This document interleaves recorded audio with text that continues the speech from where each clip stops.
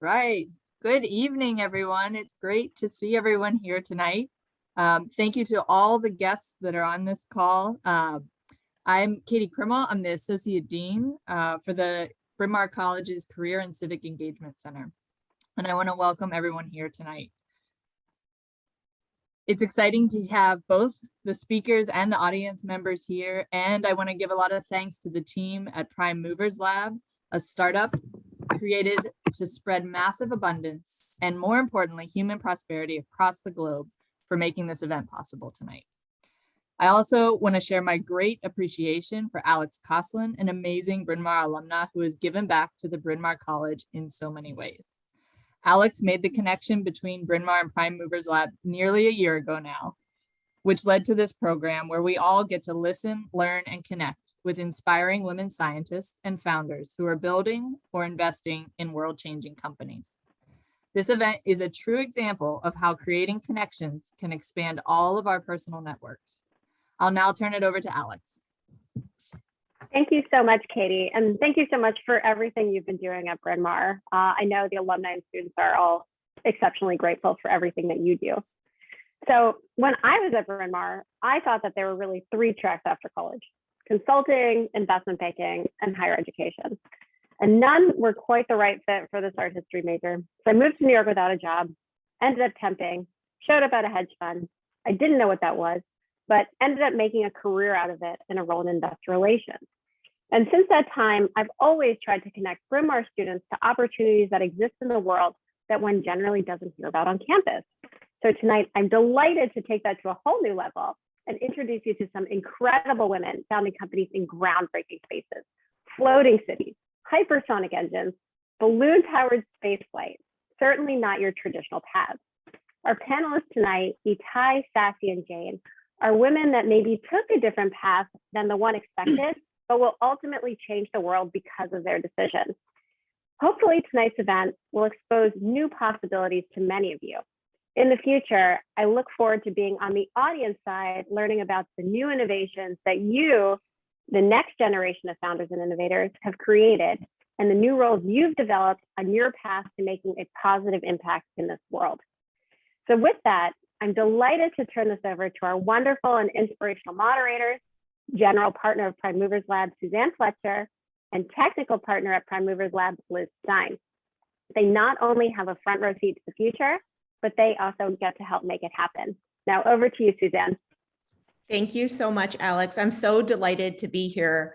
Happy to introduce Prime Movers Lab and quickly introduce myself. I think the most interesting part is I grew up in Bryn Mawr, so I'm just really happy to be on this. And I went to Baldwin, the all-girls school across the street. So I have a really strong personal connection to this community. Joining you from my table in Silicon Valley, my dining room table, Prime Movers Lab. So we're an early stage venture capital fund investing in prime movers, entrepreneurs like the 3 that we're joined by here today, Itai, Jane, and Sassy, that we believe have the ability to positively impact billions of lives. Breakthrough science, these are things really like transportation, energy, infrastructure, manufacturing, agriculture, human augmentation, which is our word for longevity and cognition, but really things on the edge of now what is possible that are going to really transform humanity. We've got a full-time team of 28 folks at our firm, and some really special kinds of folks too, as well as my partner Liz here tonight, our technical team, enabling us to do diligence on this type of company and make great investment decisions, in our coaching and support team. 40% of our team is women. That's a stat we're incredibly proud of. And I think that it's really making an impact in how we invest that portfolio. Venture capital, as capital allocators, we have money that we've gotten from endowments, foundations, family offices, which we're charged with putting into kind of early stage companies. So we look at about 4,000 opportunities in a given year across those 6 areas, and we invested in about 12 last year. So we're incredibly thrilled to present kind of 3 of those that that made it through that gauntlet, very rightfully so, that we think are just going to have massive impact on humankind. So happy to turn it over to my partner, Liz, to tell you quickly her background, and then we would go to our panelists. Hi, great to meet everyone and excited to talk to our panelists today. So a little bit about my background. If you can't tell from the background behind me, I'm an aerospace engineer by trade. I did it for about 15 years before joining Prime Movers Lab. I started out in liquid rocket design, and I did that for a while in small business R&D, and I went eventually to our national lab system where I worked at Lawrence Livermore National Lab. I'm here in the Bay Area with Suzanne, and I worked on hypersonics there. And a theme that I found throughout my career is that the way our government does R&D funding could be massively improved. And I wanted to learn about how private capital was better allocated. So I'm excited to be a part of what we're doing at Prime Movers Lab. And it's an absolute joy to be learning about all of these new technologies and working with my wonderful colleagues on this stuff. And really excited to talk to our founders, who are just amazing in their own rights. Thanks, Liz. So we're going to kind of kick this off by really getting to know our panelists a little bit better, understanding their journey, what got them to founding a company, becoming an entrepreneur. They all have really interesting kind of non-linear paths and are working on incredibly different things. Why don't I start with you, Atai? Everyone I choose will be a hard story to follow. I'll say that without choosing favorites, because I love all three of you very dearly. But I know this will be hard to follow. Suzanne, thank you very much. And thanks to everybody, Liz, Kenny, everyone who's made this possible. I'm really thrilled to be a part. So I was born in Zimbabwe, raised there, and I came to the US for grad school, went to Harvard, studied public health, because that's what was available for an African girl. Like, hey, you want to go to America? You could study public health. And so I might have studied philosophy or music otherwise. And so that's what I did. And then after that, I joined the Rockefeller Foundation and then the United Nations, because I always had a passion for solving big global challenges. And so I did that for quite a number of years, working as an advisor to the Secretary General of the United Nations, Mr. Ban Ki-moon. And while I was doing that, I had the opportunity I was the head of innovation and partnerships with the private sector. So I started to get a window onto the other side. And at some point, I just decided, hey, it's more fun on the other side. And in many ways, I'm still really on that journey, because I'm just using different tools now to still solve the big global challenges that I've always been interested in, from poverty to health to education. So in a summary, that's my story. I'm co-founder now of a company called Oceanics, and we're building floating infrastructure, literally infrastructure, an entire city on water for people. And this is a response to climate adaptation and sea level rise. So we're building infrastructure in cities that will rise to meet the water levels. Thank you. I'm excited for what you're doing because I'm from Florida. So looking forward to you guys saving Miami. And we'll build one for you. Jane, maybe I'll go to you to understand the view we could see of Atai's city based on what you're doing as we go up. Right. Yeah, so, well, we might launch actually from one of Atai's platforms, which would be super cool.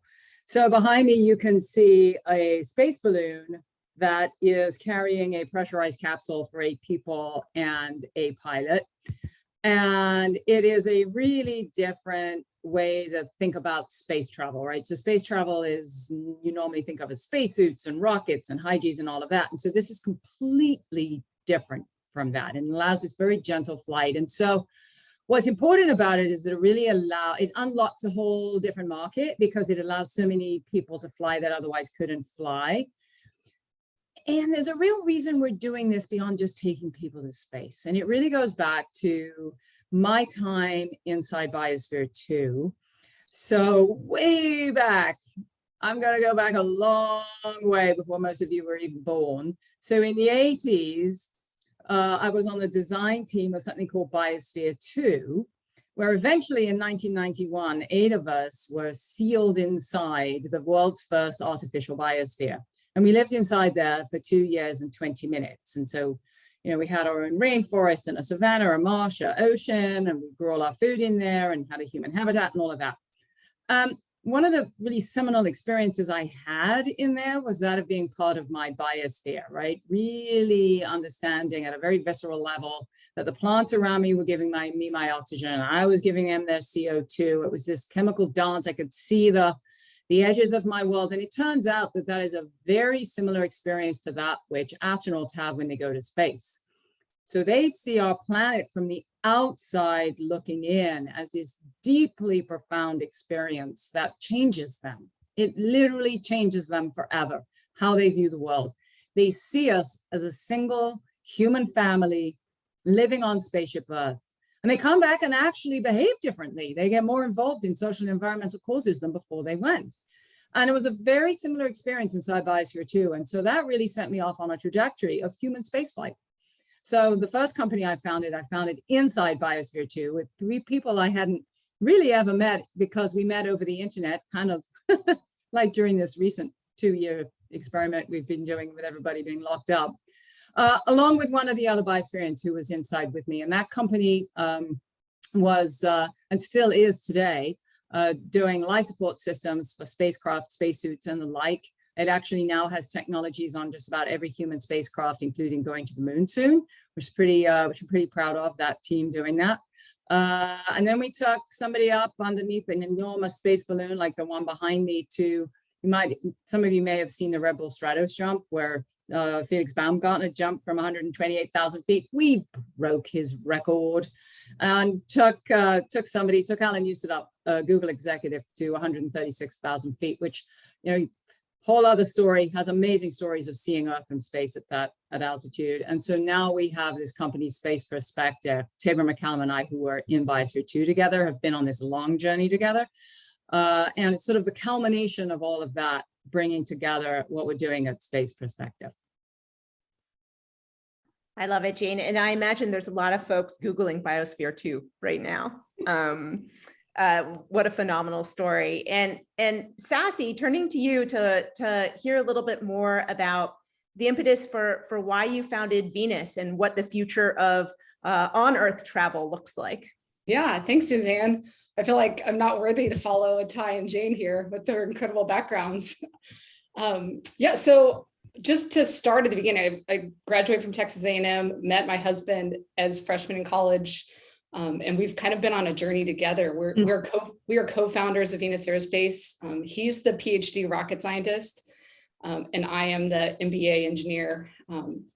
And really, it was, as I got my MBA, I fell in love with entrepreneurship. I worked at multiple different startups. I was employee 8 at a company. When I was employee 1, helped grow that. And then Andrew and I actually formed a company together. That's where I learned I could work great with him. Everybody says, oh, you shouldn't work with your husband. And it actually works perfect for us. We have different skill sets. But we ended up moving to Southern California, working for Virgin Orbit, which is Richard Branson's small satellite space company. So we were putting a rocket on the wing of a 747. And we got deployed to Japan. That's a whole different story. Andrew's in the Navy Reserves. 2018 was a bad year for the Navy. And it was actually living in Japan that we realized how big the world is. It was my grandmother's 95th birthday. We're in Japan. It's 13 hours away. I'm like, how do I, leave Andrew, who's doing Navy duty? We have 2 young daughters that are with us in Japan. Like, how do I get home? And so we're spending all this time trying to get rockets into space, and we can't even get back to Houston. And so really that was the impetus of the idea for Venus Aerospace. And what we're doing is using advanced rocket technology, changing our airframe shape, and some other pieces that truly enable a space plane for 1-hour global travel. So the goal would be to be able to take off from Tokyo and land in Los Angeles an hour later. So I could get home for my grandmother's birthday. So I'd say maybe by the time she's 100, I'll be able to do that. But I think we've got a ways to go. What I find so powerful in each of your 3 stories, and I think one of the things that links them together, is just your personal connection to the problem you're trying to solve. And really how you all frame that problem as an opportunity, and an opportunity for humanity. Incredibly inspiring. kind of backing up and making sure I've set context on venture capital. So our fund, Prime Movers Lab, our venture capital fund, has given money to all 3 of these entrepreneurs, invested in their company, owning a stake of it. And with that money, they're hiring, they're buying equipment, they have space, and that's really what helps that kind of progress go forward in those companies. And we just couldn't be more thrilled by supporting these entrepreneurs. Let me turn it over to Liz to kind of ask the next question here. All right, great. So this is a fun one relevant to all the Bryn Mawr students who are on the line with us today. What advice would you have for 20-something you, or for any of the 20-somethings on the call today? And I'm not going to call on people. You guys can just jump in. Yeah, okay, I'll go. All right. Yeah, so I would say that start immediately on your true passion. Don't wait. If it's feasible. So I'm not going to speak as if it's possible for everybody around the world. Sometimes it's not. It wasn't for me, given the background that I was coming from. I had to take many unconventional paths to get to where I am. I didn't have a rich uncle, a sugar daddy, or any of those things.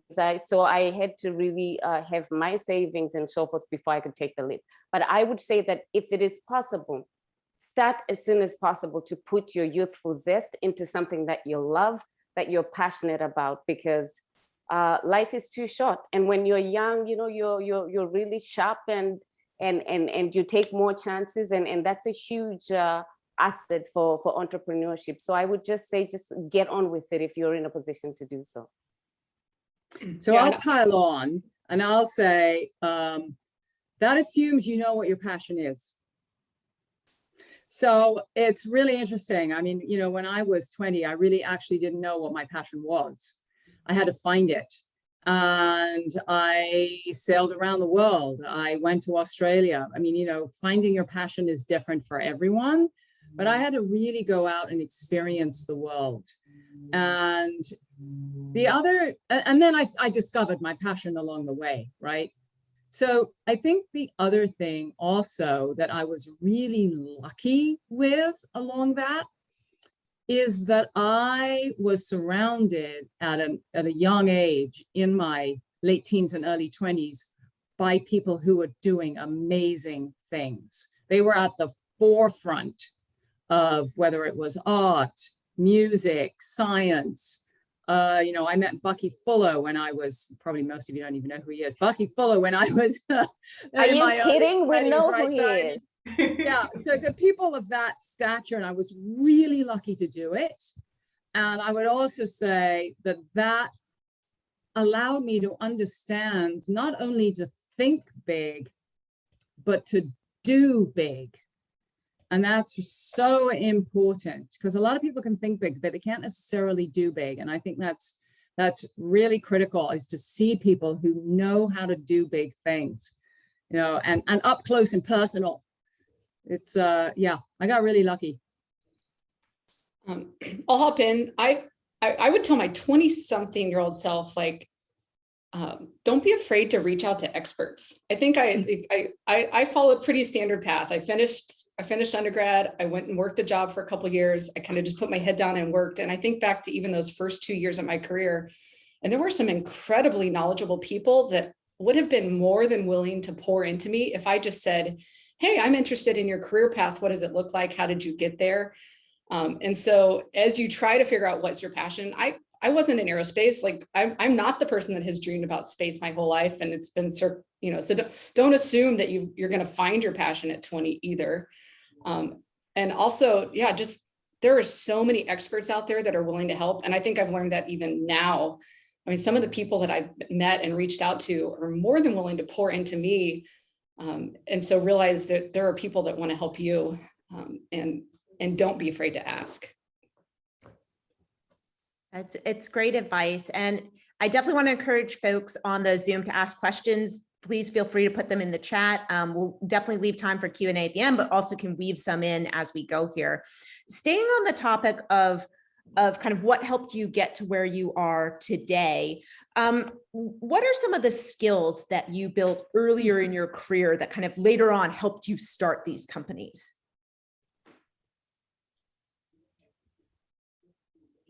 I mean, for me, it was definitely a combination of my engineering undergrad and then getting an MBA and understanding entrepreneurship and just kind of working early stage startups. So I understood what venture capital was, and education absolutely helped me get to where I am today. So I'd be curious for Jane and Atai. Yeah, I would say that for me, I come from a large family of 10 kids. So from an early age, I really learned to deal with different people. Like when you have 10 siblings, or 9, I'm the 10th one, you have every single character in there. And so I found it very, very useful in my career that I'm able to easily express my feelings and express my thoughts and communicate with other people. It's incredibly helpful because there's not a single thing that you can do to a great level without other people. There might be some geeky things that you could do alone in a garage tinkering, but ultimately it takes other people such as investors like prime movers to take a chance on you and work, not only give you money, but actually work with you. And you have to be able to communicate. And you have to be able to communicate with your co-founders, with the team that you're going to work with, because the company is not just an idea or you alone. It takes other people who live what they are doing and what they love to come and join your dream and build that thing with you. So I would just say that the ability to communicate, similar to what Sasi mentioned earlier. And Jane, I want to say Baki Fuller, we know exactly who he is. He designed a floating city. Of course you do. Of course you know who he is. Yeah, so I would say that there's so many skills, right? So when I was in Biosphere 2, it was harder than I thought it was going to be, being locked up for 2 years. And it taught me unbelievable persistence. You know, there's some really interesting things that happen when you're enclosed to that degree for a long period of time. And for the last 6 months that we were in there, you could have asked any one of us and we could have told you almost down to the second how much time we had left until we were going to be out. So, you know, that tension that comes sometimes when you're fundraising or whatever it is you're doing as an entrepreneur. I think, you know, everything that Sassy and Atai said, of course, is absolutely critical skill sets. And we talk a lot about persistence and the need for persistence as an entrepreneur. It's a muscle that you have to build. Some people are lucky enough just to have it, but for most of us, we have to build it. I love that. And Liz, you know, you're part of a small team at Prime Movers Lab doing big things. What are the skills that you kind of learned early on that enabled you to get to this point in your career? Oh gosh, before I learned or what I've learned since joining? What helped you get to this point? Yeah, so I think probably the biggest things for me were persistence, I think, as well. So something that Jane touched on, whenever I'm given a problem or something to figure out, just not giving up, just kind of keep going at it, you know, and being resourceful, learning who to talk to, what are the right questions to ask, doing your homework up front before you go and talk to them, right? Being prepared. Those are the sort of skills that I've found super useful to be efficient with time. Thank you. Yeah. Are we ready to go to our next question? We got an audience question as well. Do you want to do one pre-prepared or should we do audience one? I don't know. Well, I love talking about all things fundraising. So given someone wanted to ask this question, I've got to get it in there, which is, what advice would you have for first-time founders on fundraising, kind of the first round, the first institutional round? And yeah, so I think it may help to understand a little bit more about your fundraising journey, what that experience has been like, how you raise capital for what starts as a project and becomes a company like this, and any tips and advice you've got for folks on here, which it warms my heart because it means people are thinking about starting companies on this. Yeah, I would say for me, our journey with Oceanics was really tough when it comes to fundraising, because you're talking about this giant idea that you want to build a whole city on water, and it just sounds unbelievable to people, or humongous, and because there's so many aspects to it, right? First of all, just living on water and people wondering, can that float? And then all of the different components so it just seemed like such a huge problem for investors to take on, that we really struggled for like 3 years talking to different people.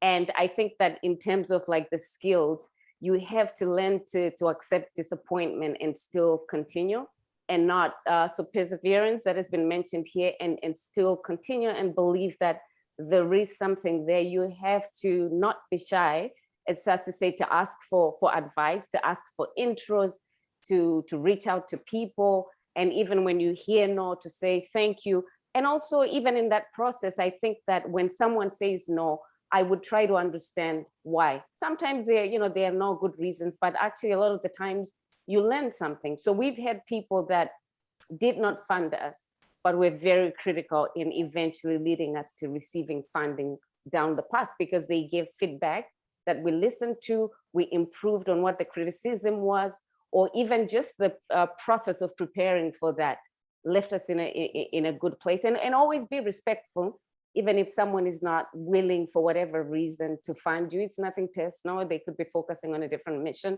And then when we met Prime Movers, it was really easy, because there was an alignment of purpose. Prime Movers was looking for really difficult problems. So for the first time, someone loved that we had a huge challenge, and that was not something that put them off. But to my point, we were introduced to Prime Movers by an investor that had passed on us. But then we were polite, and a week later they said, hey, I'm not interested, but I know someone who might be. So yeah, that's my experience. I would tell you my experience is almost identical. Fundraising is hard. And I think Andrew and I tracked like 200 conversations, and we learned to like start celebrating the no's. It was like, yes, we got a no. That's one more step to the next the next option. I'd also say that get good at storytelling. Like, you have to cast a vision that, investors want to know. I mean, I'm talking with prime movers here, but they want to know what the money's going to do, where it's going, why it's the, as Suzanne said, they had 4,000 pitches and they've invested in 12. And so it has to be, you've got to have a reason that they want to do it. And then, I just have grit. It is a hard process. And even when you hear all these stories, oh, money's flowing, there's so much capital out there, all these things are going great, that doesn't mean it's not a hard process. And so just be ready to use your resources that are out there. And it's also a networking game. That would be the other piece that I had to learn. It's kind of, who do you know? And so being able to network into the way to get other investors into to other investors, it's a fascinating process. Yeah, the first time I fundraised, I really was pretty clueless. And so I went and got an advisor who actually helped me with that first financing, because there's so many minefields. Everything that you guys were saying is so true. But if you're not even terribly familiar with the whole financing world, it can be a bit daunting. So get an advisor. So I'm not sure exactly what level of knowledge you have, Kenneth, but yeah, get help. That's all I can say. Get help. I heard a lot of themes kind of come up here: persistence, not being shy, grit, celebrating the no's, learning from the no's. Of the 3,900 pitches that we're not moving forward with, plus only a really small fraction of those actually ask us for feedback. And when we get that ask, we give it. And the best founders receive that really well. They may disagree with it, but they want to hear you out, and do so with immense tenacity. And we've funded folks where we didn't fund them at first, right? And it took a while to build that relationship and see them execute versus what they said they were going to do. And we've certainly had many times where we'd be wrong. a piece of advice I want to offer for the would-be investors in this audience is don't be limited in what you think of as an early angel investor or seed stage investor. Before joining Prime Movers Lab, I ran a fund for Stanford for a number of years, and I saw hundreds of people's cap tables during that time period. And one of the starkest differences that I saw was in male-led companies. They often had an entire kind of bro cap table, right? Where their friends put in $5,000, not massive amounts of money, small amounts, but that's how they started building, hey, I'm an investor. Hey, I'm sharing my deals. Hey, my friends are entrepreneurs and putting their money in things. This was often not very large dollars, but it built this deal flow, flywheel skill set that oftentimes my female-led companies didn't have on their cap tables, or female investors I've spoken to or would-be investors haven't known as much where to start or had that advantage of seeing those kind of opportunities early on and putting small amounts of money in to just kind of get going and get started. Yeah, that's my kind of investing take on it.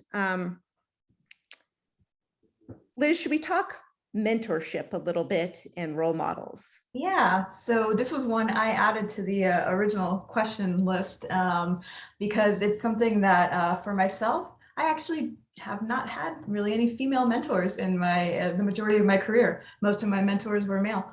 You know, my uncle from Sweden would tell me that every person you meet is your teacher, and that's certainly true. But in terms of people who put in that time to do the mentorship, most of my prior mentors have been male. So I'm curious for you guys if any of you have had female mentors. So I grew up in a very male industry. So thankfully that is changing. It is becoming increasingly diverse in all ways, but certainly in the first 10 or even 15 years of my career in the space community, I was very often the only woman in the room. And so, yeah, my advisors and mentors were mostly men, sadly. Yeah, I was similar. I was actually the oldest female engineer at Virgin Orbit. And when they brought in a female that was older than I in an organization, I literally went straight to her and was like, hey, can we have lunch? Because I was doing that similarly to lots of the women, the younger women engineers at Virgin Orbit, but and she actually has become a consistent mentor for me. And I still have monthly calls with her, even though we don't work together, and have really appreciated that. And then I also have an early stage founder mentor, a woman that has raised venture capital before. And she's really, like, one of her big passions was helping to empower women to go raise VC money. And so she kind of helped teach me how to do that. And I still actually had a call with her today. So yes, thankfully I have some great women that have helped me to get to where I am today. That's awesome. I love that. Yeah, I've actually been helped by mostly women. And because we are on the same path, right, and share many similar experiences. And some of them have been founders of companies like me, who maybe are 2 years, 3 years ahead, and they just share their own experiences and what they have gone through. And so I just find that and some of them actually are on here, including Kenny, who's not a woman, but I don't know. And, I mean, I've had great conversations with Alex when I was struggling on a number of things. She's been a super friend, and she's in New York, so it's easy for us to get together. But I've also been mentored by unlikely people, right? Not necessarily people who are in business.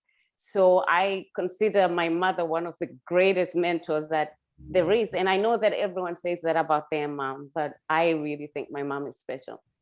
She is super, super smart and strategic. Like, if I was in jail and had to make that one call, no doubt it's to my mom. And I'm getting out. I'm getting out after 5 minutes of counseling. So I've just watched how she gave birth to 10 children and raised all of them and never complained with her lot. My mom is 83 and she's still working her field. She grows her own food. And I've tried to do the calculations and say, Mom, look, it'd just be cheaper to buy the food and less stress and all of that. But she likes to do things herself with her hands. And so this is something that I learned from an early age, that if you want to have something done, you do it yourself. and also that you don't complain about the hardships that you face. You deal with them, you learn something from them, and you keep moving. So I like that, and I'm lucky in many ways to have that dichotomy where I am in this world, but I also come from like a small village where I can sit with women who have figured out some really amazing answers to life in very simple ways that we may not appreciate. But so I like that balance, and they help me a lot. I love that. I think that stoicism is a little bit lost in our modern age, right? So I really appreciate your mom's take on that. A lot of the growth can come from where we're most challenged and are, the hardest things we do. Yeah. Caroline put something really interesting in the chat, kind of, I think the adage, we're told not to talk to strangers, not to ask for money. Are there ways in which either you personally or you've seen other women in terms of how you're socialized have to undo some of that? And speaking for myself personally, I think I've had to undo a discomfort with failure that I was raised with, where I've had to get increasingly much more comfortable with the risk of failing in order to succeed. And it's something I have to actively kind of work on every day. But any kind of ways in which either you personally were socialized as women, or you've seen other things where you've worked later on to kind of undo that? For sure. I am the daughter of a stay-at-home mom and a stay-at-home grandmother from the South. And so, I mean, my grandmother gave me crap when I started working and went out of town on a business trip and was like, I can't believe you would leave your husband at home. Like, I mean, there are some social constructs that I have had to fight as a working female and a working mom that I've battled personally, just being totally honest with you guys. Because the norm of what I saw was very different than the norm of what I'm doing. So. Yeah, I would jump in and say that for me, it's as women, we don't often demand the credit for the things that we do as much. And I think that, and I think of myself as a pretty bold and confident person, but that when I look back, I'm surprised how many times I have just stood behind other people and championed them because they were much more, I'm talking through a long career, that maybe they were male, they were what was acceptable. And on some level, I was interested in seeing the thing get done more than necessarily getting credit for it. But I think that it's not a positive thing, right? Because we have so many stories in history where women have been really responsible for amazing innovations, amazing technology and inventions, but they are not recognized as much as male colleagues. And part of that is just how things work. But part of it is also that we're a little bit shy to put ourselves out there and say, hey, I did this, and own it. So that's something that I really had to work on, that it's not enough to just do the stuff. That's been also my bias, is that I'm okay not getting the credit as long I'm more interested in getting the thing done. So sometimes you put other people up front. But I remember one incident that really made me think. It was a documentary that was being filmed, and as usual, I was just behind the scenes about our company and just making sure everybody had their space to talk. And it happened that the person that was directing this was a friend of mine that I had worked with at the UN. And she said, aren't you going to be interviewed? And I was like, I don't really care. Interview the team, interview everybody else. I just want to get this done. And she's a nice Jewish girl. And she looked at me and said, that's too bad, because there's a Black girl that needed to see you building this floating city. And I was just like, oh my God, that really spoke to me. Hi, Jessica, Gigi, you're amazing. Love you.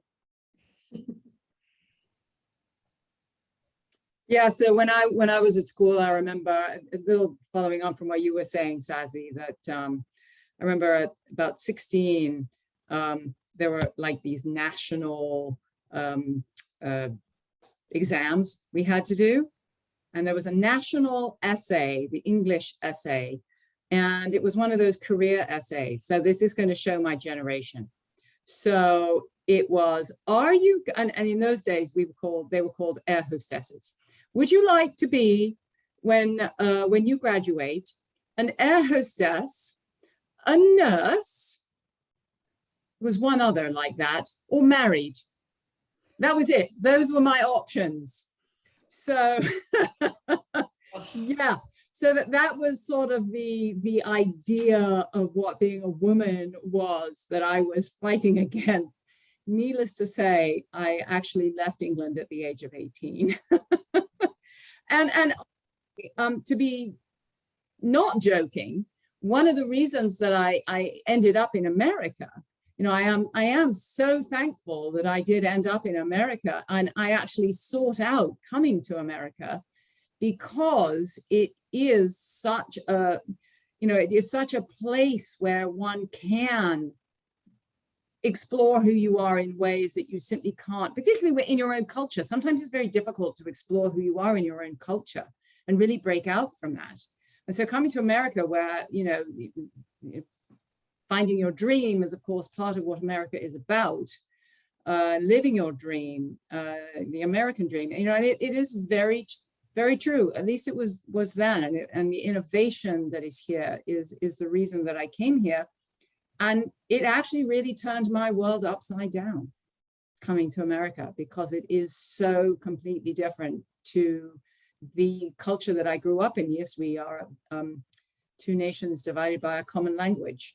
You know, it's really interesting. It is so different. So yeah, there was a lot of things I had to unlearn.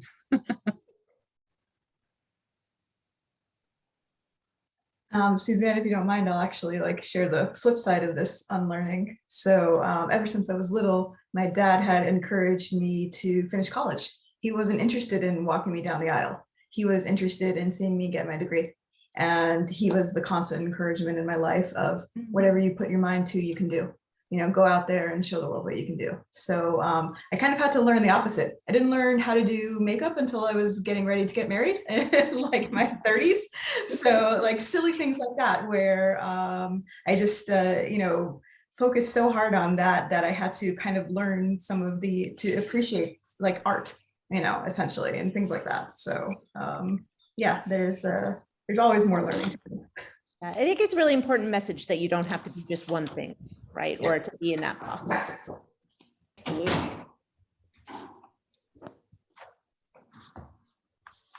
All right. We ready to do the next question, Susan? Sorry, as I mute, as my background dog, pandemic puppy interrupts here. He's very cute.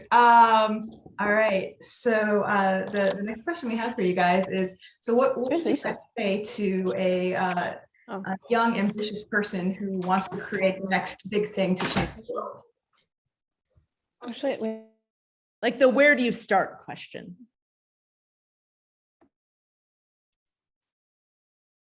I think we all got muted somehow. So again, there are so many resources out there. I mean, I would start at your university. I imagine there's some sort of entrepreneurship program. I'm speaking not fully knowing all that Bryn Mawr offers.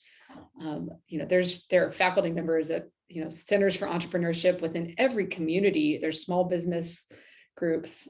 You know, there are books upon books upon books. There are thousands of people you can follow on Twitter. Like I bet every one of these women probably has a Twitter and tweets about things. Like I actually learned tons about like who the leading VCs were by following Twitter and finding out like, you know, who invests in this. I mean, there are so many, we have abundant resources on the internet, and use them, and then continue to reach out to people. I mean, just ask, as I said earlier, like there are people willing to help. And so reach out to people that are a step ahead of you and ask about it. It's amazing. I found Twitter to be useful as well since joining last year. And I just can't believe it, because I kind of always stayed away, bad reputation for just like a cesspool. But you can, you know, based on who you follow, make it a river of information instead. So yeah, highly encourage people to actually check that out and start following people they're interested in their given areas. And Katie, I want to make sure we turn it back over to you for some of the questions I know you've curated from folks at Bryn Mawr. Sounds Right, good. And so- I know, oh, go ahead. Should I jump in and then on this one or wait for the next one? Go ahead, jump No, in. we learned you Yeah. should jump in. That's what we're learning. Don't wait. So I would say that a lot of the game is really up here in your mind, right? You've got, because you are the thing that's going to drive this company. There are a lot of external factors that you need. So I think that to just prepare your mind, the perseverance that Jane talked about, to be willing to hear no and still continue and have the humility and the wisdom really to ask, hey, why not? And learn something from it, take it, maybe leave it. Sometimes that's also necessary. And then I would say that personally, what I found also helpful is to think not just what other people can do for you, but to be in a mindset where you're thinking and not as a gimmick, but just really as a way of being. Where if you see a situation where you can help. And even sometimes without expecting something, it all comes back. It all comes round. So and weirdly, when I used to head up our partnerships at the UN in the Office of the Secretary General, the thing that really worked the most for me, apart from the office itself, I'm sure it helped, was that I always tried to figure out what does the person want and how can I deliver value for them. And when you do that, magically people want to deliver value for you as well. So sometimes it's important to ask, but just going in and thinking this is what I want from this person and me can actually be counterproductive. Great, that's great. Itai, you must have read my mind, because one of the questions that I wanted you guys to maybe elaborate on, or maybe there's a specific example that you can give, is really, you've all talked about persistence, grit, really sticking in there. And I think that is so important for so many reasons. And for students, that might be trying to network for the first time and not getting responses back, or it might be, trying to figure out something that's unknown, like you're doing. You're solving these big problems and you don't have the answers. And how do you keep going when you are told no, or you don't get that answer? Is there a specific moment that happened to you that you really learned something from and then took that forward into your next piece of work? For any of you, Itai, you kind of and just answered that one, but for the other two.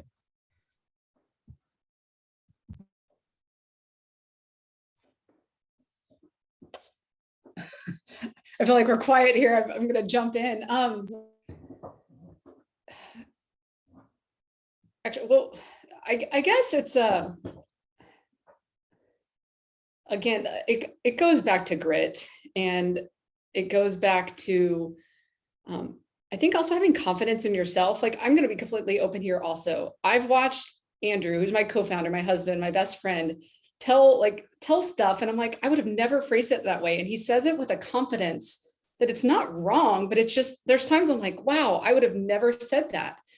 And I think recognizing that we as females sometimes downplay things, and you hear those stories, and I'm sure, as VC, you've seen, the average white male pitch versus females pitch and all that. Like, there are differences, and there's difference in the way, and as a mom of two young girls, like trying to build up the confidence in my daughters, and how I help, my 8-year-old has full confidence, and then, the 12-year-old is starting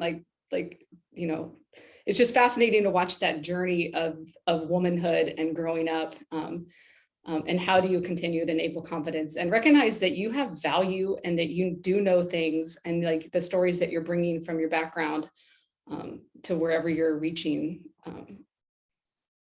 will make a difference. I don't know. Yeah, so I think that's super interesting, right? I think, boy, going back to a question we were talking about before, about what have we had to unlearn? I mean, some of that is exactly what we've had to unlearn, right? And so learning to speak with authority, with stature, not being apologetic for having big ideas, building that muscle of courage. That's another muscle that we have to build. It doesn't just happen. You know, I think people think that courage is being fearless, and that is exactly what it isn't. If you're fearless, you don't need courage. Courage is something you build. And I think we have to remember that the skills aren't just, you know, the tangible things that we can see in spreadsheets and all of that. I think that when we say you need to take time for yourself, it means know thyself. It means build yourself. I think that's critically important. You know, I see that in my own team. I've spent my entire life working with men, and now I'm working with women. And it's honestly, it's very different. I actually have to help build some of them up because of the things that they've learned. They have to unlearn things. It's just fascinating. And I think for all of us here speaking today, I do think it's really incumbent upon us to help other women sort of be them, do you to your full extent. And I think that's something we have to remember every morning when we get up. Yeah, and Jane, I really like what you said, and no one asked me this question, but I'd like to answer it anyway.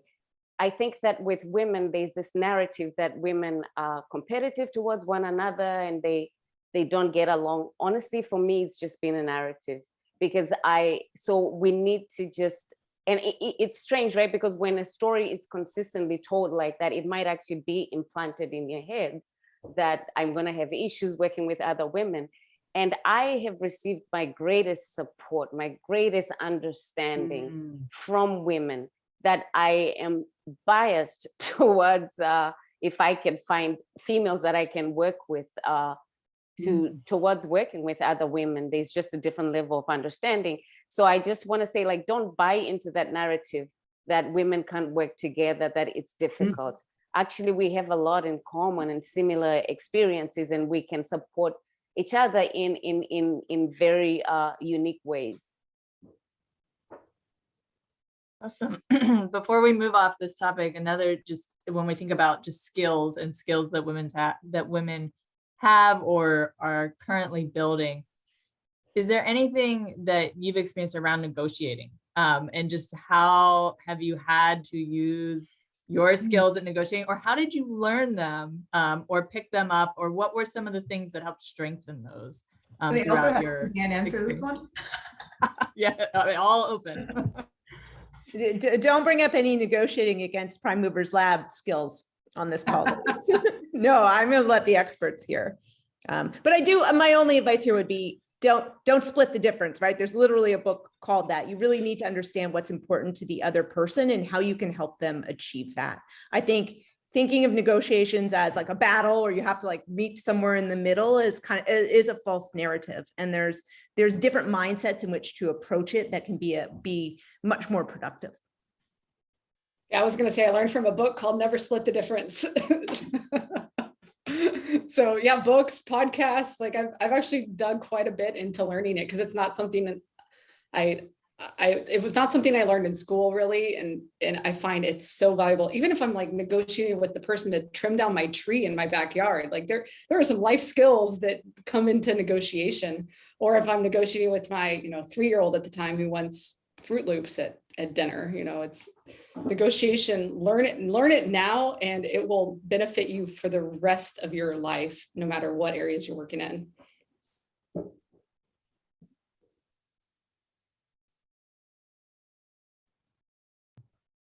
Like Susie, I think you said it, that the best deals are the ones where everybody walks away feeling good, right? Than shortchanged over something. Because so I think that negotiate hard, definitely, and but also fairly. Don't just try to get away with what you can, because it catches up, right? If it's unfair, people spend the rest of your working relationship trying to get back what they lost, and it creates bad blood. So I think that a lot of the times you can create value for someone else in that same process, and I would just say that also, if you feel in negotiating, if you don't just take any deal if you feel like something is not right for good reasons, sometimes it's good to walk away. We did, even though it was hard to fundraise, we did walk away from some money that was not aligned with what we wanted to do with oceanics and building infrastructure on water to respond to climate, to the rising seas and adapt to the climate. And we felt misaligned, where people just saw an opportunity to print real estate and all of the things that were against what I do. So it's not like every deal that you have to be a part of. Some deals are not meant for you, and that's okay. And when the right one comes, like Prime Movers, it's like easy. It really is. So I will throw in another thought, as there are a lot of women here, and we've talked a lot about breaking out of the mold of how we tend to think. And one really important thing to consider is the outcome of a negotiation is deeply affected by your expectation. So if you go into negotiating expecting you're not going to get very much, you're not going to get very much. So whilst everything that everyone else has said, right, is really true, absolutely, it's not a zero-sum game. We all need to understand what each person needs and what the outcomes, you know, really need to be. But a lot of it, again, especially if you're a young person beginning, on the one hand, you don't want to have complete hubris. Because also I remember very well when I was back in my early 20s and thought I was immortal and had, you know, total hubris about a lot of things. But then on the other side, expectations are really important, and coming at it with confidence. And can I add one thing on negotiation for all the college students here? Negotiate your salary. Like, always push back. Like, they're going to offer you something, and there will be some room to go higher. So please don't forget to negotiate. The best advice on negotiation: always negotiate. I love that. And I could keep asking questions, but we're at 7:58 and I want to respect people's time. And I think anything at this point will just open up another amazing conversation. But I want to, again, just thank everyone for being on the call tonight. It was incredible to learn from all of you and hear about your experiences. One of the things I'll often say to students, parents, alums, anyone in the room, is that when you look back, it's easy to see the path that you've come on and easy to tell that story. And oftentimes, though, if I said to you when you were 20, would you be able to predict where you were now? Pretty sure that most people would not be able to predict that. And so I think, Jane, you can yes, predict that? I totally could. When I was in my 20s, I totally could have told you. I would have started a space balloon company taking people to space. Hey, me too.